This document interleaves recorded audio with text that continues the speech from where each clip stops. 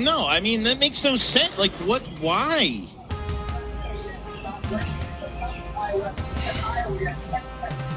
A USC small receiver.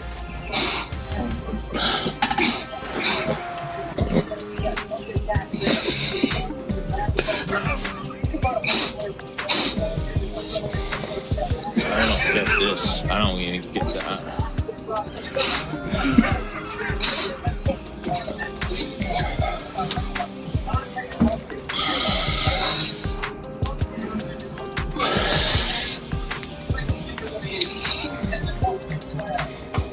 I don't know.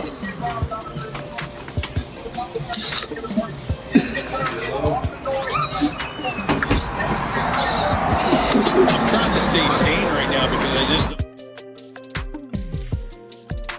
Well, good morning, friends. Mark Holmes here, of course, with my buddy Cowboy Jobu.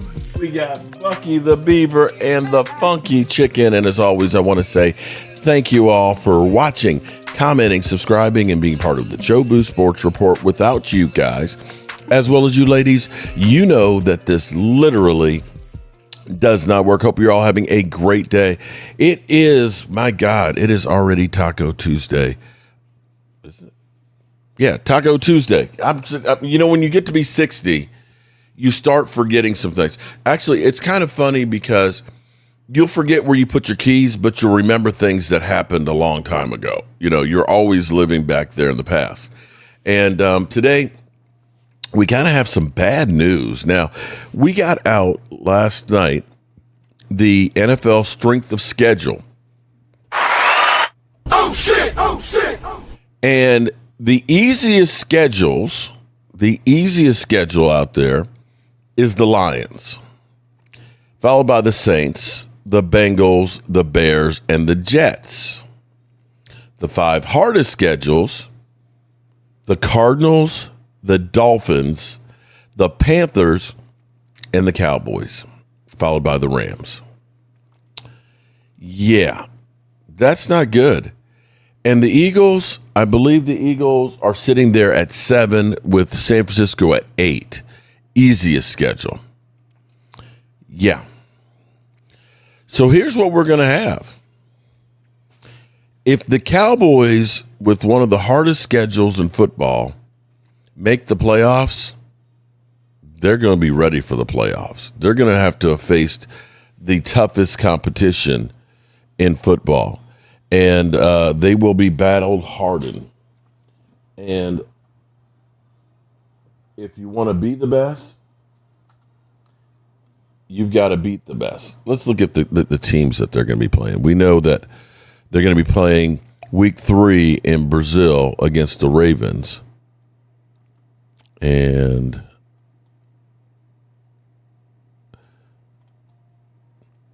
so, I'm trying to see if they have the schedule. Wait a minute, where's the listing of it? I apologize.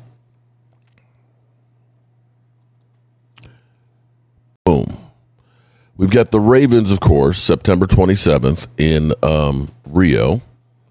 We got the Giants, of course, the Eagles, Washington, as always, twice.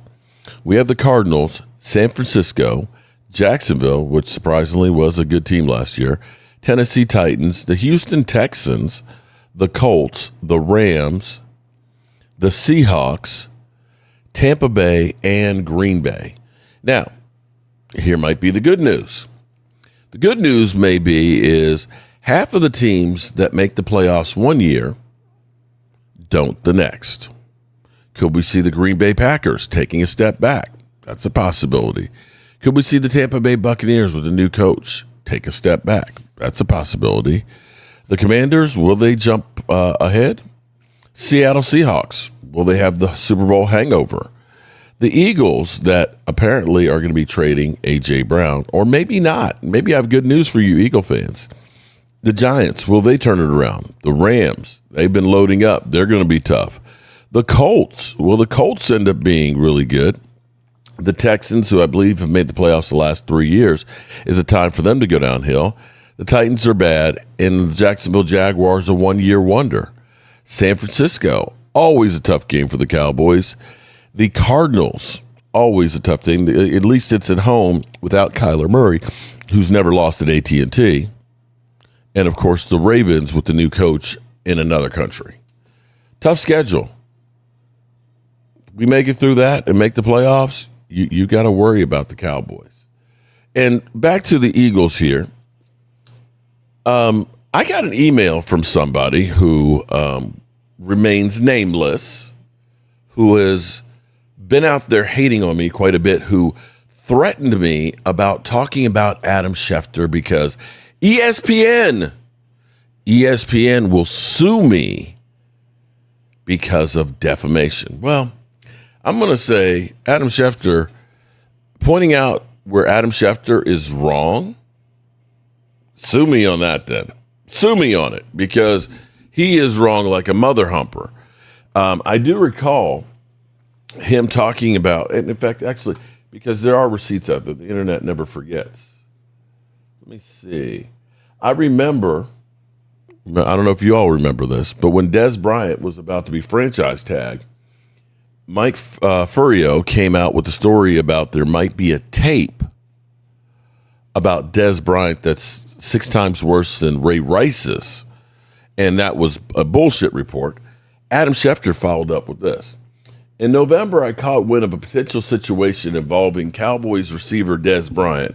There were whispers of a video showing Bryant doing something he shouldn't have been doing.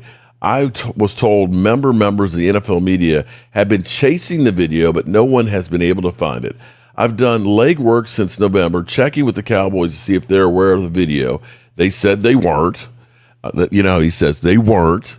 They're talking to some folks in the media who acknowledged that they hadn't heard about the video, and 2, they had no plans to address it, and absent of hard proof that exists. So I decided to let it simmer, pretending further information. Okay. While the window for applying the franchise tag is open, free agency approaching, and the Cowboys and Bryant unable to work out a long-term deal, and many wondering whether the team's unwillingness to commit significant guaranteed money flows into the offseason concerns. The simmer will start to build towards a boil during an appearance on Friday. Host Sean Sharif and Chuck told him they heard from 2 different people the Cowboys were specifically concerned about Bryant. And I blurted out something about the rumors regarding the video that may or may not exist. I was careful to point out that it is not known whether the video exists, explaining the reporters covering the NFL have been trying for months to find the video. Apparently, Monday on ESPN Chicago, Adam Schefter confirmed that. Yeah. Okay. Does this sound familiar? Does this sound familiar to you when it comes to what happened with George Pickens? Yeah. You remember? George Pickens wants a new contract or wants to be traded. He then went on board that the Cowboys would only trade up for 2 players, Sonny Styles and Avell Reese. And apparently, the Cowboys were all in on trading for Caleb Downs. Let's go to the tape. Miami wants Downs. But they might like to pick more than Downs. They might, but if they don't like Downs, The question is, what would you give to go one spot? It's 50 on the chart, which is a fifth. Well, I would if I thought Miami was going to take Downs and they want Downs. Now, I'd get serious about some points, but you could give 2/5. But if I'm Miami, why doesn't Miami sitting there with us? We've had as much written about us and Downs as anybody there is in this draft. We knew it was a long shot if we stayed at 12. He certainly was one of 4 players that we had that we were ready to put some ammo to go up to get. Hey, Kyle, this is Stephen Jones. Hey, Stephen, how are you, man? Right here in Dallas, one behind you. Wondering, are y'all going to pick away, or would you be interested? What are you guys looking? Well, we'd probably throw in our 5th plus something. Go one spot. 5 plus. No, we're gonna stay. Okay. We're gonna pick. Okay. Sounds good. All right. No good. Miami is using all of its time here. I really didn't think that Miami in this particular case was going to draft him. But I didn't doubt a minute that somebody else would come over and trade Miami out of that spot and get him right out from under us. It wasn't a hard decision to go ahead and up the ante and make sure we had him. The league in general, had that feeling that, the draft wasn't that deep in blue chip type, especially defensive players. So, we just decided to pull the trigger there and send the 2 5s. Hold on, here, Steve. They'll move back one spot. You'll move back one spot for a 5? Yeah. No, we're 177, 180 if it's 2 5s. Okay, we got it. With 10 seconds on the clock. Hold in. Hold on, guys. Please be quiet. Hello, it's Ken. Hey, this is Steven. Hey, Steven. We're giving them our pick, number 12, and we're giving them 177, 180. Miami. One sec. Oh, okay. Yep. Are we good? Yes. Turn it in. You have a deal. Okay. Well, it doesn't Right. on the clock. It's We're on the clock. playing time. They're turning it in. We got 10 seconds, 2 seconds. Then it's us on the clock. Then it's us on the clock. Better hurry up and get it in. Dallas has submitted its pick. Miami is on the clock. Caleb Downs.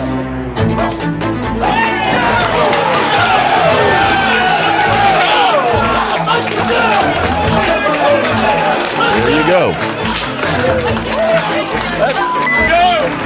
Hello? Caleb. Hey, baby, I got somebody who wants to talk to you. Will this be the turning point for the Dallas Cowboys? You can't admit, you cannot deny that the Cowboys have done about everything they can to try and make this team better. And I am about as excited as can be about getting to this season. So on the flip side, we have the Eagles. Now this may be good hope for the Eagles because Adam Schefter says he's going to be traded to New England. So maybe he doesn't get traded on the Pat McAfee Show. Hey! What up, Senior? Gentlemen, what's going on? Hey, how are you doing, man? Thank you so much for taking time out of your busy day. What do you got going on? You look great in that suit.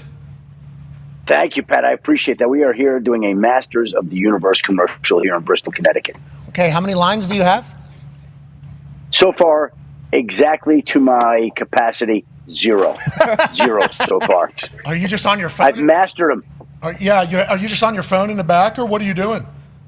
I am wielding a 25-pound sword to try to save the day. And so far, I think I've succeeded.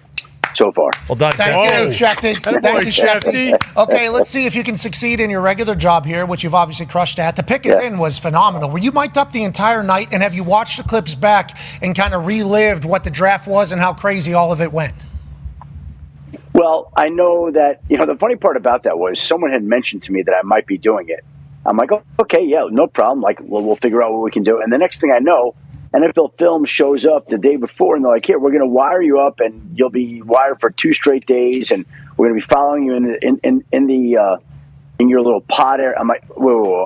We never went over any of this, and it just kind of dropped on me at the last moment. Nobody called to say this is what's happening, and it's a little embarrassing. I get very intense during these times like that. It kind of comes through. But NFL Films does such a great job with these shows, and it's a real look behind the scenes, a glimpse behind the curtain at what goes in to these trades, these picks, the choices that each team has. I started to watch it last night, honestly was captivated, and then my family and I got diverted by some dog issues, and we will get back to it tonight or tomorrow. Well, I'm sorry to hear that about your dog issues. Obviously, you understand how that all goes from our side, so positive vibes there. Back to the pick is in. us watching it, it was interesting because first we realized, Schefter was mic'd up that entire time we were talking to him backstage. Yeah. Fascinating. I think a lot of the boys were trying to recalculate every convo they had. I hope they had you on camera when you walked directly into the puddle whenever George Pickens was intending to sign with the franchise tag with the Cowboys, which he's. I gotta say that. That was shortly after I found out, or at least was of the mind that there was a real possibility that night that the Rams were going to take Ty Simpson. I got a call literally right before that. And so I was in my own element, and I stepped right into that puddle as I'm standing with you and who else? It was Foss there, and Marcus Freeman. Yeah, AJ was there, right, exactly. And so, like, I was in my own universe. In his own universe. My universe at that moment, and just stepped right into the puddle as I was processing the Ty Simpson information and how it was going to play out that night. I think you're a master in the universe in your own way. I mean, just completely locked in, oblivious to everything happening around you. We appreciate you wielding the 25-pound sword for us today and that commercial shoot that you're doing for the Masters of the Universe. Let's talk about the stories of today in the NFL. A.J. Brown told a bunch of kids, I love you. Hey, listen, I don't care what you hear. Just know I love you. Okay, and just know that that's the case at his youth camp this past weekend. First of all, love that A.J. Brown does a youth camp in Philadelphia. Hell yeah. Love that he does that. Obviously, everybody is presented with the opportunity to do as such. The NFL has a great support system to be able to put these camps on for you. Agencies have put on camps for people. So just doing it and putting the effort into doing it is something in of itself that should warrant a little bit of a celebration to give back to the next generation and to the community. So I appreciate A.J. Brown doing this camp because anybody can. The fact that he does is sick. Now, let's get to what he said. Hey, that sounds a little bit like, it sounds a little bit like a breakup's potentially coming. Yeah, and there's going to be some, I don't care what they say, all right? I love you. Don't you worry about old Uncle AJ. Coach AJ always love you. Mm-hmm. They're going to say I said bad things about your city. It's not you. Is that what that is? Or how should we view this as he tells these youth campers that he appreciates everything? Well, I think he knows where his future is headed at this moment, and it'll be a matter of the Patriots and the Eagles getting together to basically process the trade, finalize the trade, make sure it happens. But again, there's nothing that has transpired here, despite all the events in New England, that has deterred this trade from coming off. I still think it is on track. I still think it's going to happen. I still think it will involve a future one, likely a 2028 first-round draft pick. I still think all these elements are in place, and I still think that once we get to June, that these two sides will get together and complete a trade that'll send A.J. Brown to the New England Patriots. Now, again, this morning I was watching ESPN SportsCenter early, and they had a piece where they were doing their features on I scored a touchdown in the Super Bowl. And I saw that they had A.J. Brown on this one. They were featuring his touchdown in the Super Bowl. He says, hi, I'm A.J. Brown, Philadelphia Eagles. And I thought to myself, they may have to edit that in about a month here, coming up here. That's what I think. But we'll see how it all plays out. I like that you can't enjoy content. You have to correct it. I appreciate that. I have a similar issue. All right, so there we have it. Right from the insider. Adam Schefter. Of course, he's always right. All right, so we as Cowboy fans can kick back, relax, and be happy about what we see. Caleb Downs, football savant? Really? He's getting rave reviews. Now, here's the deal. We are still just in rookie OTAs, okay? We have not done anything yet, okay? We haven't even put the whole team together, so pump the brakes a little bit on getting too excited. However, you've got to like what you're hearing at least right now. Let's listen to Will McClay and his take. Well, I get fired if I don't start by asking about Caleb Downs, even if we have more in-depth questions. But how many hats is Caleb Downs expected to wear for this Cowboy team, play to play, week to week, drive to drive? That's to be determined. I mean, I think there's a lot of things that he can do. So we're going to come in, we're going to bring him in, and Coach is going to put him to work, and we're going to see where he fits best. I think what Coach has talked about is training guys in a lot of different areas, doing a lot of different things, and then putting them to what they do best. Yeah, well, along those lines, would you say that this draft was a draft of versatility because of the coach in Christian Parker, your defensive guys you're looking at guys that may play linebacker, may play a little bit of rush in. Of course, Caleb Downs being the bell of the ball and all the positions that he will play. Was this focus going into this draft to get as many versatile guys as you could on the defense side of the ball? No, we wanted to get good football players, and being good football players means that they can do multiple things. You look at college football nowadays, they do a bunch of different things. If like you're talking about Caleb lining up at safety, lining up inside at the nickel, blitzing, doing all those things. What they do is they take their best players and they do multiple things with it. And so you get an opportunity to see the multiple things they can do. And then you have people that have the ability to see what they can do and put them into their scheme. Hey, Will, man, I appreciate you coming on. And one thing you guys talked about during the draft was Caleb being a force multiplier. Can you just expound on that force multiplier? I think you talked a little bit about the different things he does. Yeah, I mean, football is different than any other game because it's 11 dudes trying to be on one accord. So when you have a guy that can handle his role as well as let other guys know what they're doing and know where the mistakes and where the issues are, they multiply the ability of the other guys by covering up mistakes or understanding where the holes are and understanding the whole defense. And it's not just a knowledge of the defense. It's the internal compass of like, hey, if this guy moves, this is coming next. All of those things they multiply the defense and they multiply the ability of the other guys on the defense. These guys know I always have two questions, so I just can't stop with one. I got to get a second. Two? Is that it?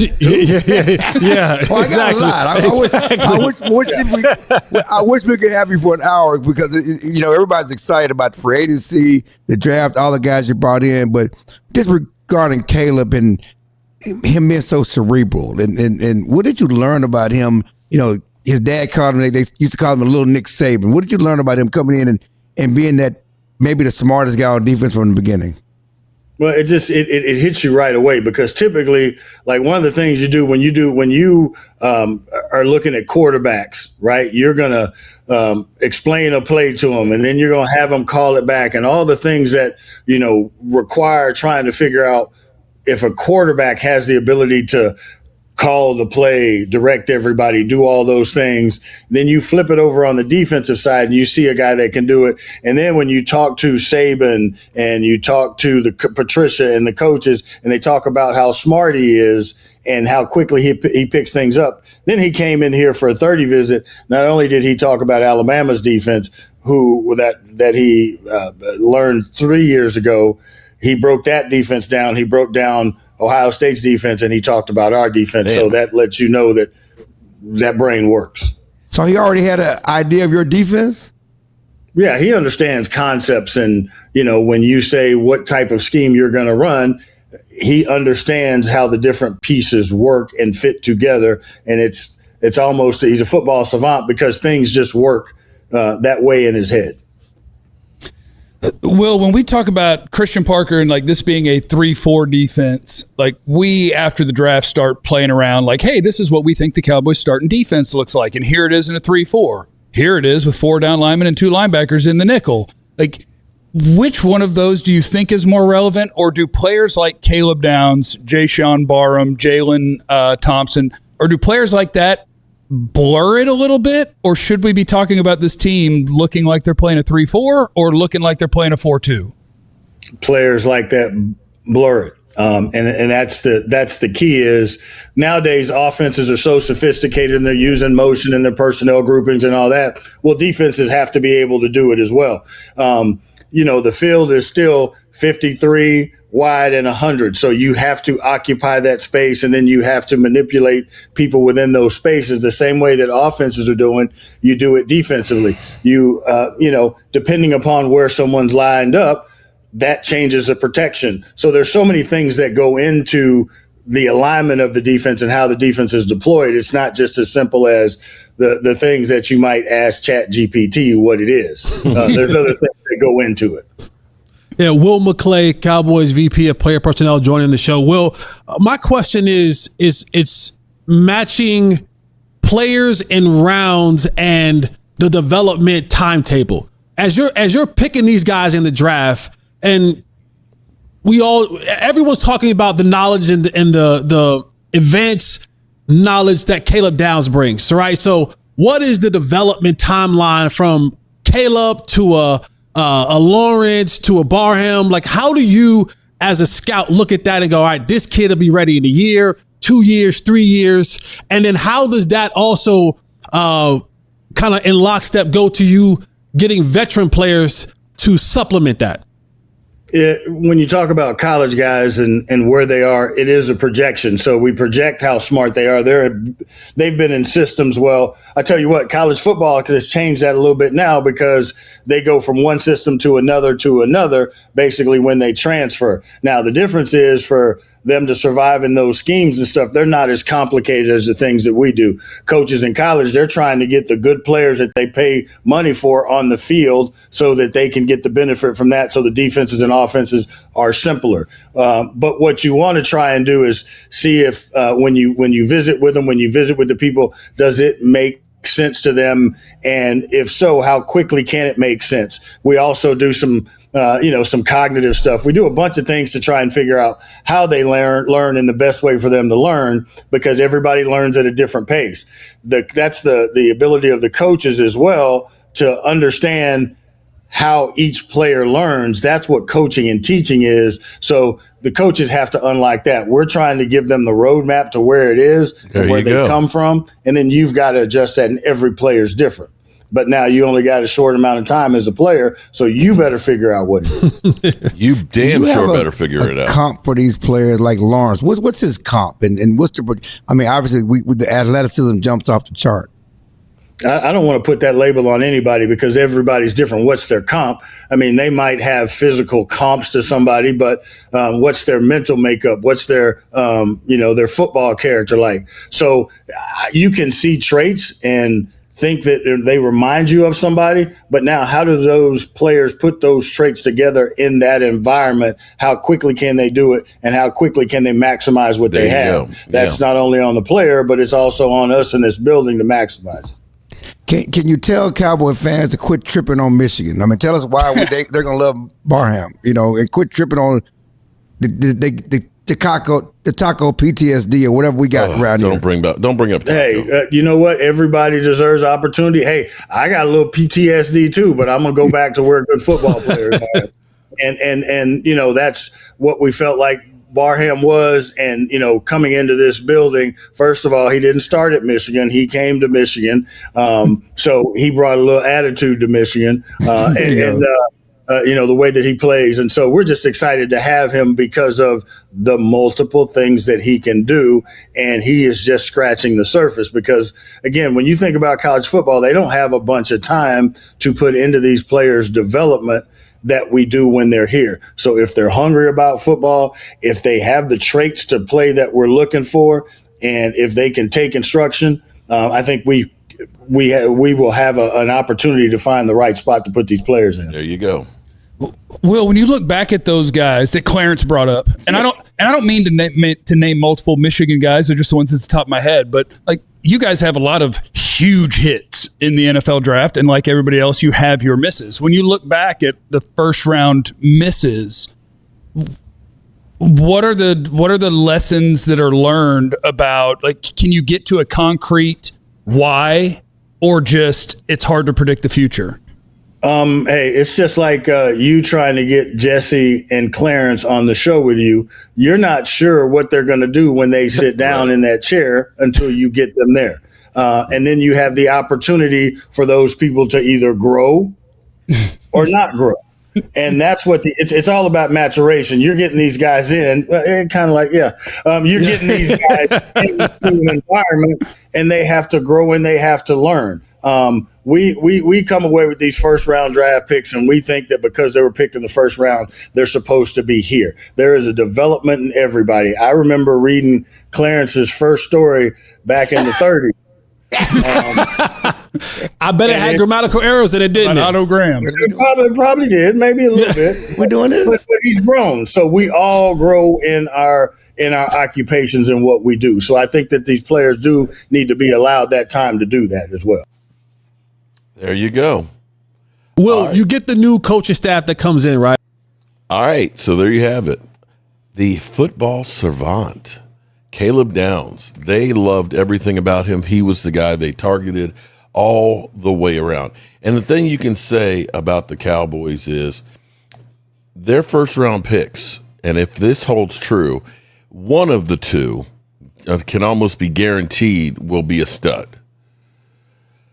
They have hit on about 80% over the last 15 years on their first round draft pick. Yeah, there's the Tacos in there. Yes, there's the Morris Claibornes.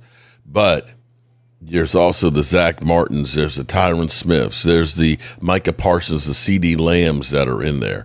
They do good on first round picks. So I'm excited. Already good people. As always, you know how we roll. We got to get out of here. I got my day job to take care of and that outdoor kitchen that I can't wait to have. I've got to get back to my roots. Hosting football parties at my house is one of the things that I think I do better than anything else. In fact, I think everybody has a strength of the things that they do. Vosh is the best breakdown guy out there, which is why he's now, of course, part of the Dallas Cowboys and things. Law is nothing but the best. The thing I think I do better than anybody else is I think doing tailgating and being at events like the draft and things. I'm a people person, and I'm looking forward to this season going to more events and doing more events with the people as well, including right here. When I get this pavilion built, we're going to be having some football parties here as well as Northern Virginia at my house and probably FedEx Field. And we may even go to New York to the Giants. So I got to go get to work. Peace. Can't stand it anymore. I've got to get out of here. I've got to get out of here. Calm down. Get a hold of yourself. Stewardess, please let me handle this. I've got to get Calm down. Now get back to your seat. I'll take care of this. Calm down. Calm down. Get a hold of yourself. Doctor, you're one on the phone. Everything's going to be all right. Please. Sister, please, I'll handle this. I've got to get out of here.